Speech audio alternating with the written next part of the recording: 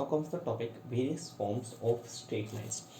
देखो हमने पढ़ा अब तक कि हम लोग स्ट्रेट लाइंस क्या होती है, उसकी स्लोप क्या होती है और उसके स्लोप को कैसे हम लोग डिफाइन करते हैं और कैसे हम लोगों ने दो लाइंस के बीच का एंगल निकाला with the help of slopes.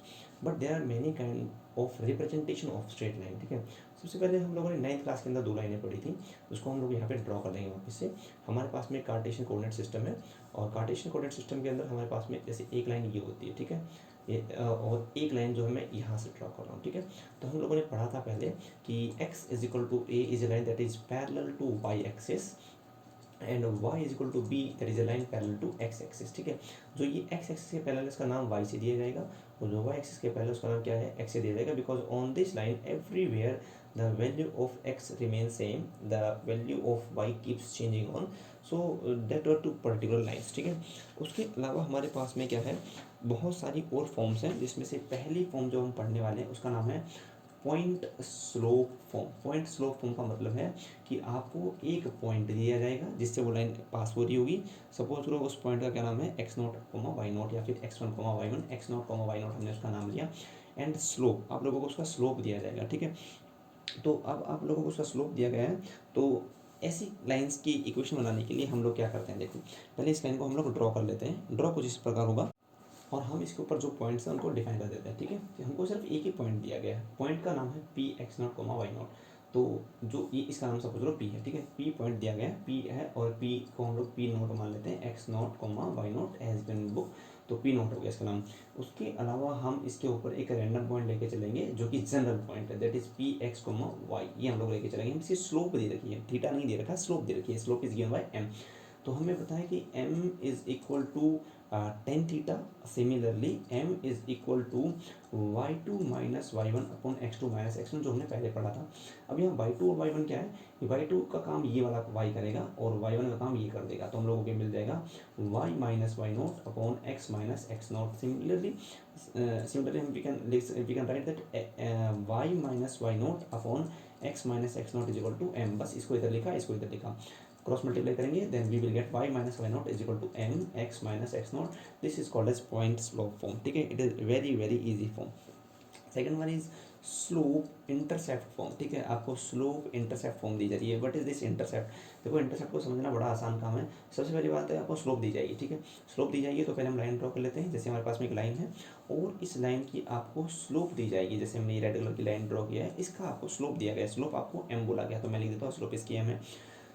तो ये जो इंटरसेप्ट है ना, इसको क्या बोलते हैं कि ये वाई एक्सिस के ऊपर कितना कट कर रही है, इसको हम लोग बोलते हैं वाई इंटरसेप्ट। तो यहाँ से लेकर यहाँ तक का जो गैप है इसको हम लोग बोलते हैं इंटरसेप्ट। ठीक है, फिर इंटरसेप्ट इज लेंथ, लेंथ है तो इसकी कुछ ना कुछ वैल्यू होगी, मतलब इसका कुछ ना कुछ कोऑर्डिनेट होगा, और एक्सिस वाई एक्सिस पे कोऑर्डिनेट होता है 0,y और इसका कोई फिक्स वैल्यू, इसलिए हमने लिखा 0,c, सी नाम का लिखा। तो ये कुछ यही फॉर्म नहीं होगी जो हमने ऊपर से पढ़ी है, तो इसके ऊपर भी हम लोग क्या करेंगे, यही बड़ा फॉर्मूला लगाएंगे, जिसको मैं यहाँ से हाईलाइट कर देता हूँ क्योंकि ये 0,c से पास हो रही है। तो मैं लिखूंगा y minus y naught, y naught का नाम है जो यहाँ का वाला y है। ठीक है, that is c here, it is equal to m x minus x naught, x naught का नाम 0 है। Similarly y minus is equal to m x, और we can write y is equal to m x plus c। You will see this equation throughout your study career that y is equal to mx plus c is a straight line, y is equal to mx plus c is a straight line, ये बार बार आपके सामने आएगा। लेकिन हमारा main motive अगर यहाँ पे इस इंटरसेप्ट को x इंटरसेप्ट मान के चले कि x एक्सिस पे कितना इंटरसेप्ट कर रही है, तो सपोज करो x एक्सिस के ऊपर इसका इंटरसेप्ट d नाम से दिया गया। ठीक है, तो क्योंकि ये d नाम से दिया गया है तो इसके कोऑर्डिनेट कितने हो जाएंगे, यहाँ पर देखो सबसे बड़ी सोचने वाली बात ये है कि मेरी लाइन जा कहाँ से रही है। देखो अभी इस डायग्राम को मुझे थोड़ा होल्ड करना पड़ेगा। देखो मैं दूसरा डायग्राम बनाता हूँ। यहाँ पे सपोज ये लाइन कुछ इस प्रकार से जा रही है और ये मेरे पास में मैं लाइन को ड्रॉ किया। ठीक है, इस केस के अंदर इसका वाई इंटरसेप्ट 0 है। ठीक है, तो अब क्या है कि मेरा जो एक्स इंटरसेप्ट है ना वो मुझे पता चल जाएगा कितना है। तो एक्स इंटरसेप्ट का मतलब इंटरसेप्ट इज लेंथ, कि वो ओरिजिन से कितना दूर पे उसको कट कर रही है। ठीक है, तो यहाँ पे ये पॉजिटिव रहेगा। ठीक है, पॉजिटिव है तो पॉजिटिव वाला डी बोला, तो इसके कोऑर्डिनेट हो जाएंगे पॉइंट के d comma 0, then what will be the equation as compared to this form, y minus y naught is upon x minus x naught is equal to m. Similarly I will get y minus naught is equal to m x minus d, और simply y is equal to m x minus d। तो यहाँ जो मैंने ऊपर hold किया था, जिसको बताता हूँ, इसके कोऑर्डिनेट होंगे आपके पास में -d,0 तो इसके अकॉर्डिंग इसकी लाइन बन जाएगी। तो ये आपको बस ये ध्यान रखना है कि ये कहाँ इंटरसेप्ट कर रही है और कितना इंटरसेप्ट कर रही है, ठीक है। तो ये इसके अकॉर्डिंग उसके अंदर पुट करनी है और आप लोगों को वैल्यू मिल जाएगा। इसके बाद में आपके पास में है सिंपली एक इंटरसेप्ट फॉर्म, ठीक है। इंटरसेप्ट फॉर्म का मतलब है कि आपको दोनों इंटरसेप्ट दिए गए हैं। अगर दोनों इंटरसेप्ट दिए गए तो दोनों इंटरसेप्ट को हम लोग ड्रॉ कर लेते हैं। आपको बोला जाएगा कि इंटरसेप्ट फॉर्म की अंदर इक्वेशन निकालो। देखो इंटरसेप्ट फॉर्म कुछ ऐसी होती है कि आपको दोनों इंटरसेप्ट दिए गए, दोनों इंटरसेप्ट आपके पास में पॉजिटिव है, तो पॉजिटिव के लिए आप लोगों ने लाइन को यहाँ से ड्रॉ किया, ठीक है। अब देखो इस केस के अंदर दोनों इंटरसेप्ट पॉजिटिव है, इसका नाम आपके पास में सपोज करो 0,b है और इसका नाम आपके पास में है a,0, ठीक है, या फिर a,0। This is your origin 0,0। तो आप लोग क्या बोलोगे कि इसके अंदर भी वही हमारे पास में फॉर्मूला तो वही रहेगा कि हम लोग इसको दो लाइन के थ्रू निकालेंगे। लेकिन देखो इसके अंदर थोड़ी सी आप लोगों को एक ट्रिक अपनानी है कि ये सिंगल पॉइंट से तो जा नहीं रहा है, ये डबल पॉइंट से जा रहा है। तो डबल पॉइंट के लिए आप लोगों को इसका 2 पॉइंट फॉर्म ध्यान रखना है, ठीक है। तो 2 पॉइंट फॉर्म के लिए 1 मिनट के लिए मैं इसको होल्ड करके यहाँ पे इंटरसेप्ट फॉर्म करके छोड़ देता हूँ। आपको पहले डबल पॉइंट फॉर्म को बता देता हूँ। ये इंटरसेप्ट फॉर्म है, अगर डबल पॉइंट से जाए लाइन तो कैसे आपको निकालना है। देखो ये आपके पास में कोई लाइन हो जाएगी जो कि 2 पॉइंट से जा रही होगी, ठीक है। तो जैसे मेरे पास में ये लाइन है, ये 2 पॉइंट से जा रही है, 2 पॉइंट के हम लोग नाम लिख लेते हैं।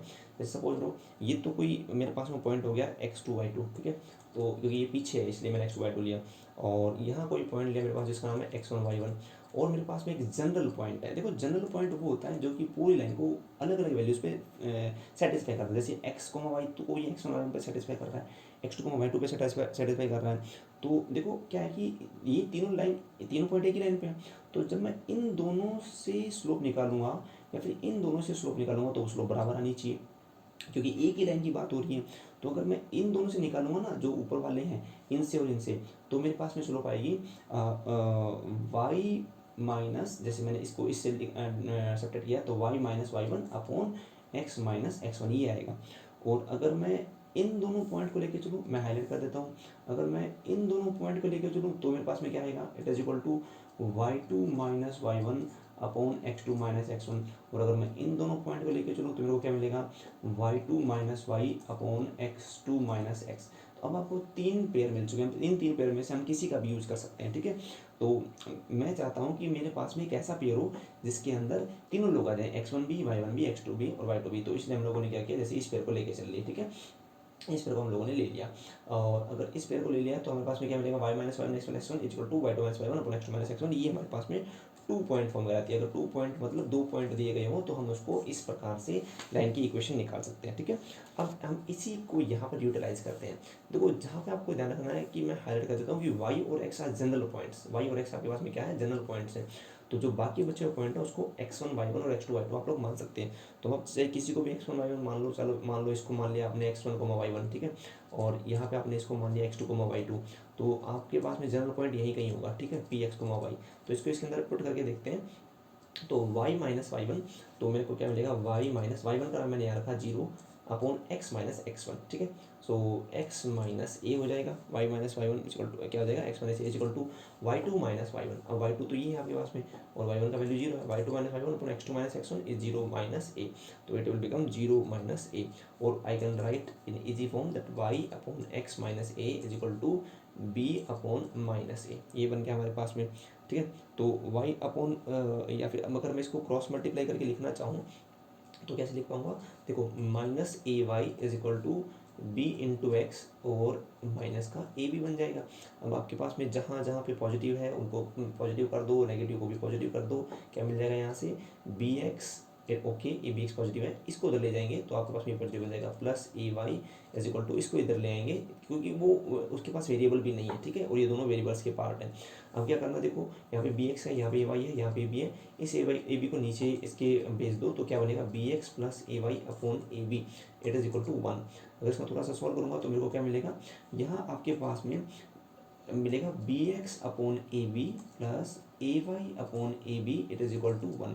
X x cancel, sorry b से बी कैंसिल आउट हो जाएगा, मिलेगा आपके पास में x upon a plus y upon b is equal to 1। This is your intercept form. Intercept का मतलब है को सिर्फ इंटरसेप्ट दिया गया, स्लोप नहीं दी गई थी, ठीक है। तो that is your intercept form. And last but not least that is very important, normal form, ठीक है। इसको हम बहुत ध्यान से पढ़ेंगे नॉर्मल फॉर्म को।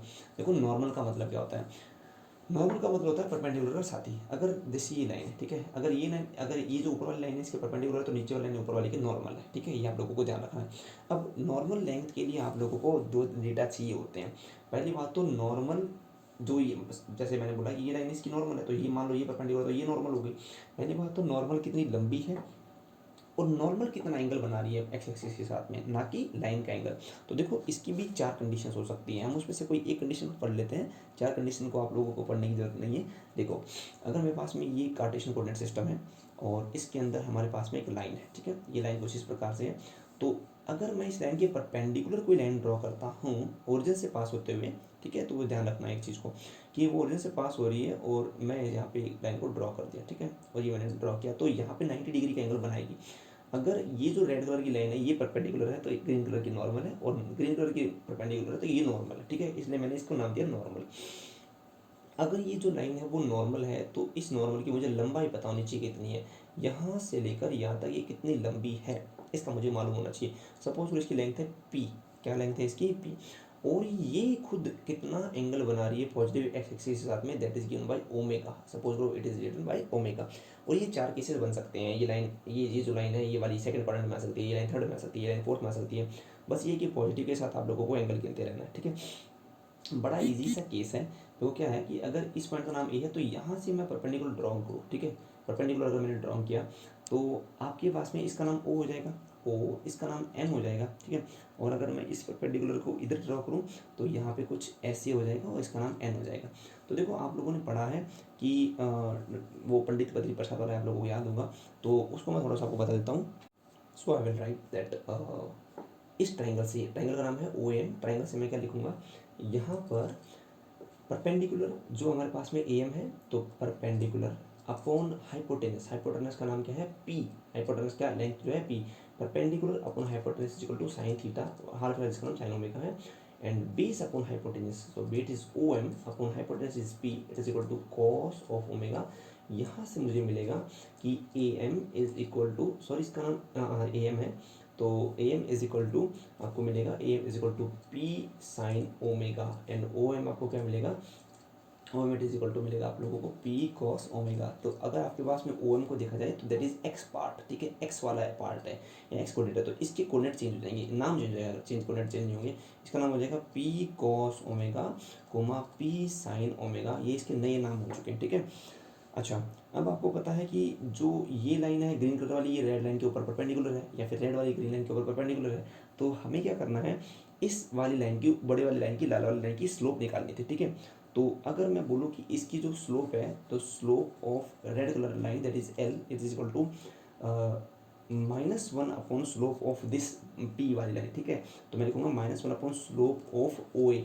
ऐसा क्यों लिखा मैंने, क्योंकि मैंने आपको बताया था दो लाइन जिनकी स्लोप M1 और M2 अगर उनका प्रोडक्ट -1 आता है तो वो परपेंडिकुलर होती हैं। तो अगर मुझे यहाँ से M2 निकालना तो M1 is equal to -1 upon M2, या फिर M2 is equal to -1 upon M1, दोनों इस केस को सेटिस्फाई करती हैं, ठीक है। So it will be equal to, अगर मैं इसी ट्रायंगल से स्लोप निकालना चाहूँ तो मुझे को पता है ग्रीन वाली की स्लोप तो ओमेगा एंगल पे बन रही है, तो that is tan of omega बन चुकी है। तो स्लोप इसकी रहेगी, स्लोप क्या आ जाएगी, -1 अपॉन tan ओमेगा, या फिर सिंपली मैं क्या बोल सकता हूँ, माइनस का कॉट ओमेगा, या फिर माइनस का cos omega upon sine omega, ये इसकी स्लोप बन चुकी है, ठीक है। तो अब स्लोप आपको पता है, पॉइंट आपको पता है, तो आप इसके अंदर पॉइंट स्लोप फॉर्म लगा सकते हैं, क्योंकि पॉइंट कौन सा है, a line passing through the point P cos omega comma P sine omega, ये तो उसका पॉइंट है, एंड उसकी slope is given by minus cot omega, ये उसकी स्लोप है। तो हम लोगों ने पॉइंट स्लोप फॉर्म पढ़ा था अभी, सो इट विल बिकम, मैं दूसरे पेन से लिख देता हूँ आपको समझ में इजीली आएगा। यहाँ पे बन जाएगा, इसका नाम हो जाएगा एक्स नोट, इसका नाम हो जाएगा वाई नोट। तो हमने लिखा था कि y minus y naught is equal to m x minus x naught, जहाँ पे एम स्लोप होती है, तो वाई माइनस वाई नोट का आपके पास में क्या नाम है, p sine omega, p sine omega is equal to m, m आपके पास में स्लोप है, देखो स्लोप कॉट की फॉर्म में, लेकिन मेरे पास दोनों कोऑर्डिनेट कॉस और साइन के, तो मैं इसको कॉस और साइन में बदल देता हूँ वापिस से, minus cos omega upon sine omega, ये हो गया, और x माइनस एक्स नॉट, तो x minus P cos omega, ये आपके पास में बच चुका है, ठीक है। थोड़ा सा इसको हम लोग सॉल्व कर लेंगे, तो जो हम इसको सिंप्लीफाई करेंगे तो हमको कुछ इस प्रकार से मिल रहा होगा, y इंटू साइन ओमेगा, तो y sine omega minus p sine square omega, it is equal to minus x cos omega, and minus minus plus p cos square omega. इसको हम यहाँ ट्रांसफ़र कर देंगे। ट्रांसफ़र करने के बाद मुझे क्या मिलेगा, और ये देखो इस ये माइनस का इसको इधर ट्रांसफ़र कर देंगे, y sine omega plus x cos omega that is equal to p sine square plus p square, that p cos square that is simply p into one, or we can say that p. So what is the equation when we are given in a normal form, that is x cos omega comma y sorry plus यहाँ पे ठीक है plus sin y sin omega is equal to p, and this is your equation in the form when we are given with the normal's length. normal की क्या दे रखी